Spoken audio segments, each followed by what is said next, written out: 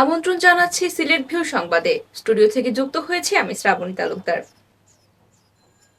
Bangladesh foreign service একাডেমিতে আজ বিশিষ্ট ব্যক্তিবর্গের সঙ্গে মতবিনিময় করেছেন পররাষ্ট্রমন্ত্রী ডক্টর এ কে আব্দুল মোমেন।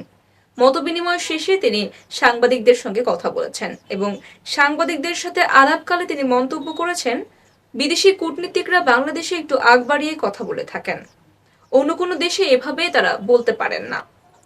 এবং এর জন্য তিনি বলেছেন যে এই বিষয়টিকে বা এই সংস্কৃতিটিকে একদিনে বদলানো যাবে না, এটি দীর্ঘ সময় নিয়ে বদলানো দরকার। এর জন্য যুক্তরাষ্ট্রের নীতি অনুসরণ করা হবে বলেও জানিয়েছেন তিনি।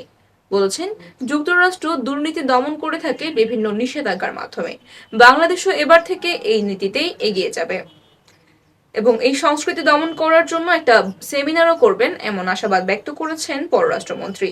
যুক্তরাষ্ট্র বলেছে, দুর্নীতি দমনে দেশটি নিষেধাজ্ঞাকে হাতিয়ার হিসেবে ব্যবহার করে এবং যুক্তরাষ্ট্রের ব্যাংকে দুর্নীতি করে যেসব বাংলাদেশিরা টাকা জমাচ্ছেন তাদের টাকা বাজেয়াপ্ত করা হলে বা জব্দ করা হলে বাংলাদেশ তাদের এই বিষয়টিকে স্বাগত জানাবে বলেই জানিয়েছেন পররাষ্ট্রমন্ত্রী। এবং দুর্নীতি বন্ধে যদি যুক্তরাষ্ট্র সাহায্য করে তাহলে বাংলাদেশ খুশি হবে, কারণ তাদের দেশে একটি আইন রয়েছে, বেশি টাকা নিয়ে গেলে কাজের অনুমোদন দ্রুত পাওয়া যায় এবং নাগরিকত্ব পাওয়া যায় দ্রুত।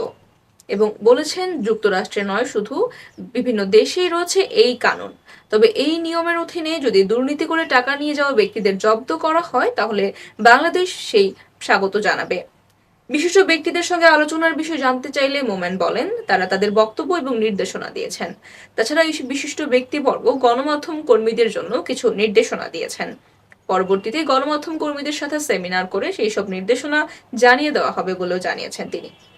পররাষ্ট্রমন্ত্রী বলেছেন, মার্কিন রাষ্ট্রদূত যখন বাংলাদেশের বিভিন্ন বিষয় নিয়ে কথা বলেন তখন সাংবাদিকেরা তাকে প্রশ্ন করেনি তিনি জেনেভা কনভেনশনের 41 ধারা লঙ্ঘন করছেন কিনা। সাংবাদিকদের দিকে আঙুল তুলে তিনি বলেছেন, সাংবাদিকেরা তখন তিনি যুক্তরাষ্ট্রের জাতিসংঘের আইন সম্পর্কে লঙ্ঘন করছেন কিনা এই বিষয়ে প্রশ্ন করেন না।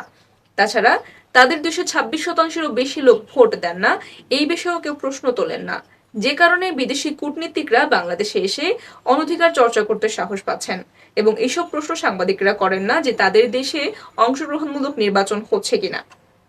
মোমেন বলেছেন, বৈঠকে থাকা এক বিশিষ্ট ব্যক্তি প্রস্তাবনা দিয়েছেন, কূটনীতিকদেরকে কিভাবে প্রশ্ন করতে হয় সেই ব্যাপারে সাংবাদিকদের একটি অরিয়েন্টেশন হওয়া দরকার এবং এই আগামী নির্বাচনকে সামনে রেখে শীঘ্রই একটি অরিয়েন্টেশন করা হবে কিভাবে কূটনীতিকদেরকে প্রশ্ন করতে হয় এই ব্যাপারে।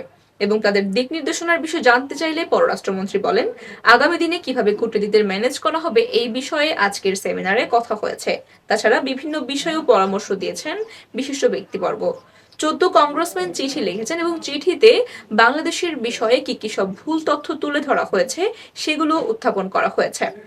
মার্কিন দুই কংগ্রেসম্যান বাংলাদেশ সফরে আসতে চাইছেন কেন এই বিষয়ে জানতে চাইলে মোমেন বলেন, 50তম বছর পূর্তি উপলক্ষে মার্কিন প্রেসিডেন্ট জো বাইডেন খুবই আগ্রহ প্রকাশ করেছেন বাংলাদেশের সাথে বন্ধুত্ব এবং ব্যবসা বাণিজ্য বাড়ানোর, যে কারণে তারা বারবার একের পর এক মার্কিন সিনিয়র অফিসার পাঠাচ্ছেন পরিদর্শনের জন্য এবং বাংলাদেশও তাদেরকে সুন্দরভাবেই স্বাগত জানাচ্ছে।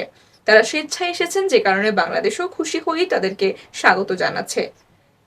মোমেন আরো বলেছেন, দুজন আসছেন মূলত রোহিঙ্গাদের বিষয়টি দেখার জন্যই এবং যেহেতু যুক্তরাষ্ট্র রোহিঙ্গা ইস্যুতে সবচেয়ে বড় দাতা রাষ্ট্র, তাই তারা বারবার তাদের কংগ্রেসম্যানদের পাঠিয়ে পরীক্ষা নিরীক্ষা করছেন এবং তারা সবসময় মনিটরিং করে যাচ্ছেন আরো রোহিঙ্গাদের সাহায্যের প্রয়োজনীয়তা রয়েছে কিনা।